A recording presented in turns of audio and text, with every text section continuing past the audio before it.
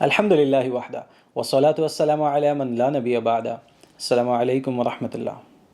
آج انشاءاللہ ہم کمبینیٹوریل پرابلم کی بات کریں گے، لیکن اس سے پہلے میں آپ کو ایک چھوٹا سا واقعہ سنانا چاہتا ہوں۔ قصہ کچھ یوں ہے کہ ایک شخص جن کا نام مسٹر ایکس ہے، یہ جب پیدا ہوئے تو یہ اندھے تھے، بہرے تھے اور گونگے تھے، یعنی کہ بلائنڈ تھے، دیکھ نہیں سکتے تھے، یہ سن نہیں سکتے تھے اور یہ بول نہیں سکتے تھے۔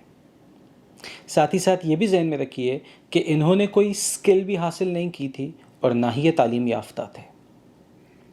ایک روز یہ اپنے گاؤں میں ایک کمہار کے پاس بیٹھے ہوئے تھے، ایک ایسا شخص جو کہ مٹی کے برتن بناتا ہے۔ مسٹر ایکس نے اچانک اپنے ہاتھ پاؤں کو بے ہنگم انداز میں ہلانا شروع کیا اور چند گھنٹوں کے اندر وہ ایک خوبصورت سا گملہ بنانے میں کامیاب ہو گئے۔ یہ گملہ بہت ہی سمیٹری والا تھا، اس میں توازن قائم تھا، اس پہ خوبصورت نقش و نگار بنے ہوئے تھے اور اس کے اوپر شیشے کا کام بھی ہوا تھا۔ کیا آپ میری اس کہانی پر یقین کر لیں گے؟ چلیے اب مسٹر ایکس کو ہم ایک شہر میں لے آتے ہیں۔ شہر میں آنے کے بعد مسٹر ایکس کے سامنے ایک کمپیوٹر کیسنگ رکھی گئی، گرافک کارڈ رکھا گیا، پروسیسر رکھا گیا، مدر بورڈ رکھا گیا اور ساتھ ہی ساتھ کولنگ فین اور اس قسم کی ایکسیسریز رکھ دی گئیں۔ مسٹر ایکس جو کہ نہ ہی اسکلڈ تھے نہ ہی تعلیم یافتہ تھے، وہ پیدائشی اندھے ہیں، بہرے ہیں اور گونگے ہیں، انہوں نے ان چیزوں کو اٹھایا اور ارینج کرنا شروع کیا اور اچانک ایک فنکشنل کمپیوٹر بنا دیا۔ کیا آپ میری اس کہانی پر بھی یقین کر لیں گے؟ ہرگز نہیں۔ آپ پکار اٹھیں گے، آپ چیخ اٹھیں گے کہ یہ ممکن ہی نہیں، ایسا نہیں ہو سکتا۔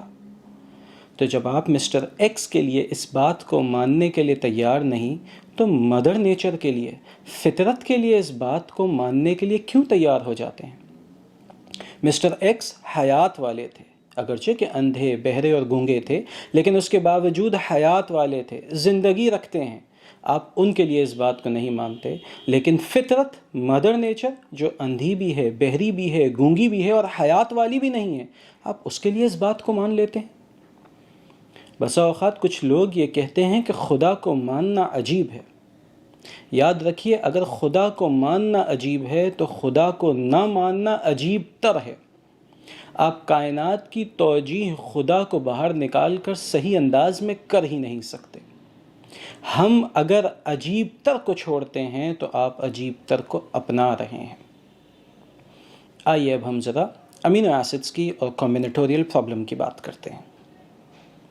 دیکھیے، اس بات کو اچھے انداز میں سمجھ لیجئے کہ پروٹینز ہمارے جسم کے اندر ہڈیاں بھی بناتی ہیں، یہ سکن جسے ہم کھال کہتے ہیں یہ بھی بناتی ہیں، یہ مسلز بھی بناتی ہیں، یہ خون بھی بناتی ہیں اور ساتھ ہی ساتھ یہ آرگنز کو بھی تشکیل دیتی ہیں۔ یہ پروٹینز امینو ایسڈ سے بنتے ہیں اور ہم جانتے ہیں کہ امینو ایسڈز تقریباً 20 مختلف ٹائپس کے ہوتے ہیں، اسے آپ 20 مختلف فلیورز بھی کہہ سکتے ہیں۔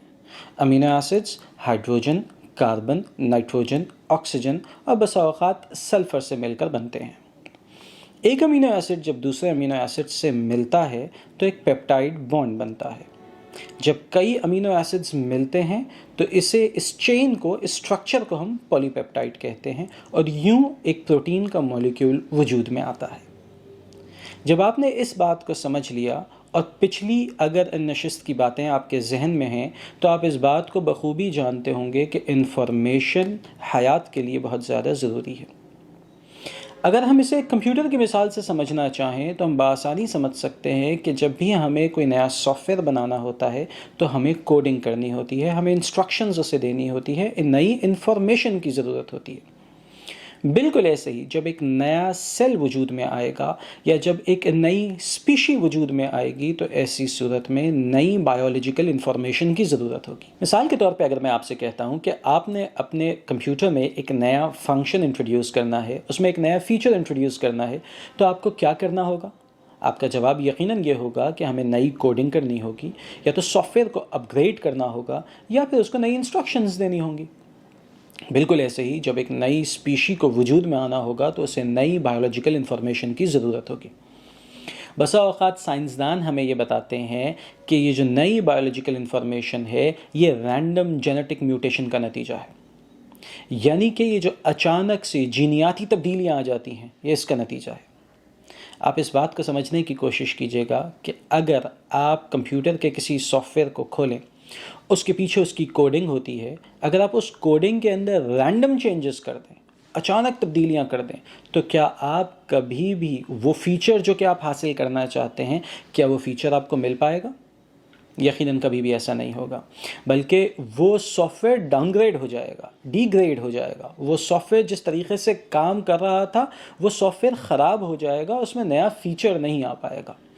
بالکل ایسے ہی اس بات کو سمجھنے کی ضرورت ہے کہ رینڈم جینیٹک میوٹیشن کے ذریعے آپ نئی اسپیشی نہیں بنا پائیں گے، بلکہ اس لیونگ آرگینزم کو ہی خراب کر دیں گے. چلیے اب ذرا کمبینیٹوریل پرابلم کو بھی سمجھتے ہیں تاکہ ہم بات کو مزید آگے بڑھا سکیں. مثال کے طور پہ آپ نے ایک نئی بائیسیکل خریدی اور اس کو ایک لاک کے ساتھ باندھ دیا. ایک صاحب آتے ہیں اور وہ آپ کی بائیسیکل چرانے کی کوشش کرتے ہیں، لیکن ان کے اور سائیکل کے درمیان لاک حائل ہے. اس لاک کے اوپر 4 ڈائلز ہیں اور ہر ڈائل کے اوپر 0 سے لے کے 9 تک کی گنتی موجود ہے، یعنی کہ 10 ڈیجٹس موجود ہیں. اب وہ کون سا فنکشنل کمبینیشن ہوگا، وہ کون سا کریکٹ کمبینیشن ہوگا کہ جس سے یہ لاک کھل جائے؟ میں اور آپ بخوبی جانتے ہیں کہ وہ صرف ایک ہی ہوگا. لیکن ٹوٹل پاسبل کمبینیشنز کتنے ہیں؟ اس بات کو سمجھنے کی ضرورت ہے. اس کے ٹوٹل پاسبل کمبینیشنز 10,000 ہیں. 10 multiply by 10 multiply by 10 multiply by 10. 10,000 possible combinations ہیں اور ان میں سے صرف ایک کریکٹ ہے، ایک فنکشنل ہے. کیا چانس ہے کہ یہ شخص تالے کو کھولنے میں کامیاب ہو جائے گا؟ بہت کم. لیکن ایک چیز ضرور ہے، اگر ہم اسے وقت زیادہ دے دیں تو پھر پاسبل ہے کہ یہ بہت زیادہ کمبینیشنز کو ٹرائی کرے اور بائی چانس اس تالے کو کھولنے میں کامیاب ہو جائے. مثال کے طور پہ یہ شخص اگر ہر کمبینیشن کو 10 سیکنڈ میں ٹرائی کرتا ہے اور اس کے پاس 15 گھنٹے کا وقت ہے، تو کم و بیش 5,400 مختلف کمبینیشنز کو یہ ٹرائی کرنے میں کامیاب ہو جائے گا اور عین ممکن ہے کہ یہ تالا کھول لے. لیکن اب اگر ہم لاک کے ڈائلز کی تعداد کو بڑھا دیتے ہیں، یعنی کہ 4 سے اسے 10 کر دیتے ہیں، تو اب کتنے پاسبل کمبینیشنز ہوں گے؟ اب تقریباً 10 ٹو دا پاور 10 کمبینیشنز ہوں گے، یعنی کہ 10 بلین کمبینیشنز اس وقت ہوں گے. آپ کے خیال میں یہ 10 بلین کمبینیشنز کو ٹرائی کر پائے گا؟ کیا اس کے پاس اتنا وقت بھی ہوگا؟ یقیناً اس کے پاس اتنا وقت بھی نہیں ہوگا. یہ اپنی پوری زندگی بھی لگا دے تو یہ کمبینیشنز کو ٹرائی نہیں کر سکتا. اب ہم ایک پروٹین کے چھوٹے سے مولیکیول کی ایگزامپل لیتے ہیں کہ جس کے اندر تقریباً 150 امینو ایسڈز موجود ہیں. امینو ایسڈز کے بارے میں ہم یہ بات پہلے سے جان چکے ہیں کہ امینو ایسڈز کی 20 مختلف ٹائپس ہیں، یہ 20 مختلف فلیورز میں آتے ہیں. لہٰذا ہر امینو ایسڈ کے پاس یہ چانس ہے کہ 20 میں سے کوئی بھی ایک امینو ایسڈ اس کے ساتھ مل سکتا ہے.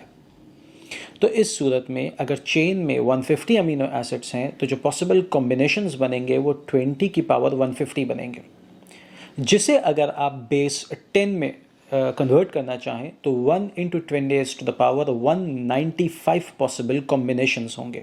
سائنسدانوں نے جب اتنے بڑے نمبر کو دیکھا تو وہ یہ سمجھے کہ ایسا ممکن ہے کہ فنکشنل پروٹین کے کمبینیشن کی تعداد زیادہ ہو، لہٰذا انہوں نے اس کے اوپر کام کرنا شروع کیا. لیکن وہ اس بات کو دیکھ کر حیران ہو گئے کہ 1 × 10 to the power 77 possible combinations میں سے صرف ایک کریکٹ پاسبل کمبینیشن ہوتا ہے. یعنی کہ 1 × 10 to the power 77 possible combinations میں سے امینو ایسڈز کے ایک کمبینیشن ایسا ہوگا کہ جس سے تالا کھلے گا. اسے آپ لاک کی ایگزامپل سے دوبارہ سمجھ سکتے ہیں کہ اب لاک کے اندر 77 ڈائلز ہوں اور ہر ڈائل کے اوپر 10 ڈیجٹس موجود ہیں، تو آپ اندازہ لگا سکتے ہیں کہ کتنے پاسبل کمبینیشنز بن رہے ہیں، لیکن ان میں سے صرف ایک کمبینیشن ایسا ہے کہ جس سے تالا کھلے گا. یہاں پہ آپ کے ذوق کے لیے میں ایک اور بات کو بیان کر دوں. سائنسدان ہمیں بتاتے ہیں کہ ہماری اس گیلیکسی میں، اس ملکی وے میں جو ٹوٹل نمبر آف ایٹمز ہیں وہ 1 × 10 ٹو دا پاور 65 سے لے کے 1 × 10 ٹو دا پاور 67 تک ہیں. این ممکن ہے کہ آپ کو یہ نمبر چھوٹا لگ رہا ہو، لیکن اگر آپ زیروز کی فارم میں سے لکھ دیں گے تو آپ کو اندازہ ہو جائے گا کہ یہ بہت بڑا نمبر ہے. تو آپ دیکھیے گا ہماری اس پوری گیلیکسی کے اندر، ملکی وے کے اندر، جو ٹوٹل نمبر آف ایٹمز ہے وہ 1 × 10⁻⁶ ہے یا 67 ہے۔ ہماری یہ دنیا جب سے بنی ہے، بلکہ انفیکٹ جب سے یہ کائنات بنی ہے، بگ بینگ کے بعد سے آج تک کتنے سیکنڈز گزرے ہیں، سائنسدان ہمیں بتاتے ہیں وہ 4.36 × 10⁻17 سیکنڈز ہیں۔ 4.36 × 10⁻17 سیکنڈز۔ اب اگر آپ ان چیزوں کو سمرائز کریں گے تو آپ کو اندازہ ہوگا کہ ہماری اس کائنات کے پاس نہ اتنا مادہ موجود ہے، نہ ہی اتنا وقت موجود ہے کہ یہ ایک فنکشنل پروٹین مالیکیول کو اتفاق کے ذریعے، چانس کے ذریعے، رینڈم جینیٹک میوٹیشن کے ذریعے بنا سکے۔ یہی وجہ ہے کہ ہماری یہ کائنات چیخ چیخ کر کہتی ہے کہ میں کسی مدر نیچر کی پیداوار نہیں ہوں، میں کسی فطرت کی پیداوار نہیں ہوں، بلکہ مجھے تو اس نے پیدا کیا ہے جو کہ بدیع السماوات والارض ہے، وہ ذات کہ جو کہ بغیر کسی مثال کے آسمانوں اور زمین کو پیدا فرمانے والا ہے۔ اور وہ جب کہتا ہے کسی چیز کو، کسی چیز کا ارادہ فرماتا ہے تو فقط اتنا کہتا ہے کن فیکون، اور وہ ہو جاتی ہے۔ السلام علیکم ورحمۃ اللہ وبرکاتہ۔